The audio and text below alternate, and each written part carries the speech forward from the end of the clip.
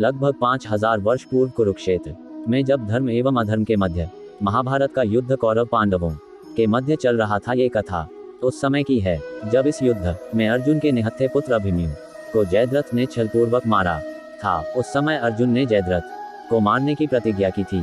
महाभारत का भयंकर युद्ध चल रहा था। अर्जुन युद्ध करते करते रणक्षेत्र से काफी दूर निकल गए थे। इस अवसर का लाभ उठाते हुए अर्जुन की अनुपस्थिति में पांडवों को पराजित करने के लिए गुरु द्रोणाचार्य ने चक्रव्यूह की रचना की। अर्जुन पुत्र अभिमन्यु उस चक्रव्यूह को भेदने के लिए उसमें प्रवेश कर गया। अभिमन्यु ने कुशलतापूर्वक उस चक्रव्यूह के 6 चरण भेद लिए।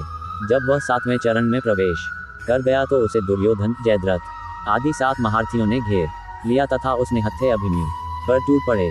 जयद्रथ ने निहत्थे अभिमन्यु पर पीछे से जोरदार प्रहार किया। वह वार इतना तीव्र एवं घातक था कि अभिमन्यु उसे सहन न कर सका तथा वीर गति को प्राप्त हो गया। अभिमन्यु की मृत्यु का समाचार सुनकर अर्जुन क्रोध से पागल हो उठे।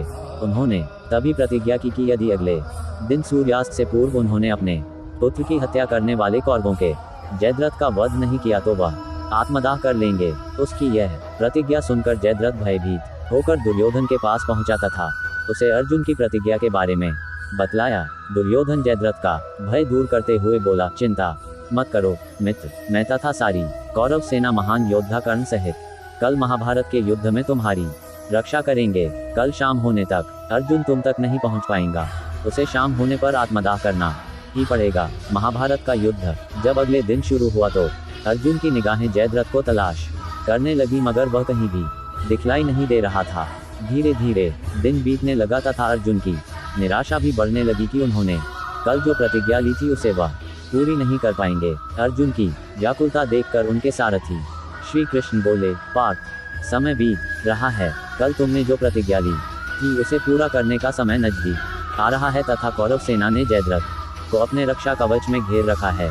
अब तुम शीघ्रता से कौरव सेना का संहार करते हुए अपने लक्ष्य की ओर बढ़ो। अपने सारथी भगवान श्री कृष्ण के ये शब्द सुनकर अर्जुन का उत्साह बढ़ा और वह जोश से युद्ध करने लगे, परंतु जयद्रथ तक पहुंचना मुश्किल था। संध्या होने वाली थी। तभी श्री कृष्ण ने अपनी माया फैला दी। इसके फलस्वरूप सूर्य बादलों में छिप गया तथा संध्या का भ्रम उत्पन्न हो गया। संध्या हो गई है और अर्जुन को अपनी प्रतिज्ञा अनुसार आत्मदाह करना होगा। ये सोचकर दुर्योधन एवं जयद्रथ खुशी से उछल पड़े तथा जयद्रथ कौरव सेना के आगे आकर अर्जुन द्वारा आत्मदाह करने की खुशी में अट्टहास करने लगा। जयद्रथ को देखकर श्री कृष्ण बोले, हे पार्थ, तुम्हारा शत्रु तुम्हारे सामने खड़ा है। उठाओ अपना गांडीव और वध कर दो जयद्रथ का। वह देखो, अभी सूर्यास्त नहीं हुआ है। ये कहकर श्री कृष्ण ने अपनी माया समेट ली। देखते ही देखते सूर्य बादलों की ओट से बाहर आ गया। सबकी निगाहें आसमान में सूर्य की तरफ उठ गईं। सूर्य अभी भी चमक रहा था। ये देखकर दुर्योधन एवं जयद्रथ के पैरों तले जमीन खिसक गई। जयद्रथ डरकर भागने लगा।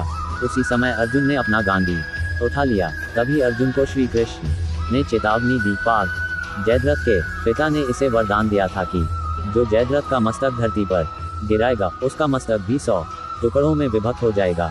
अगर इसका मस्तक धरती पर गिरा तो तुम्हारे सिर के भी 100 टुकड़े हो जाएंगे। उत्तर दिशा में यहाँ से 100 योजन की दूरी पर जयद्रथ के पिता तप कर रहे हैं। तुम जयद्रथ का मस्तक इस प्रकार काटो कि वह उसके पिता की गोद में जाकर गिरे। अर्जुन ने श्री कृष्ण की चेतावनी बड़े ध्यान से सुनी और अपने लक्ष्य की ओर ध्यान रखकर बाण छोड़ दिया। उस बाण ने जयद्रथ का सिर धड़ से अलग कर दिया और उसे लेकर सीधा जयद्रथ के पिता की गोद में जा गिराया। पुत्र का कटा शीश देखकर जयद्रथ के पिता चौंक कर उठे तो पुत्र का कटा शीश गोदी से जमीन पर गिर गया। जयद्रथ के कटे शीश के जमीन पर गिरते ही जयद्रथ के पिता के शीश के भी 100 टुकड़े हो गए। इस प्रकार अर्जुन ने जयद्रथ की मौत का बदला लेकर अपनी प्रतिज्ञा पूरी की।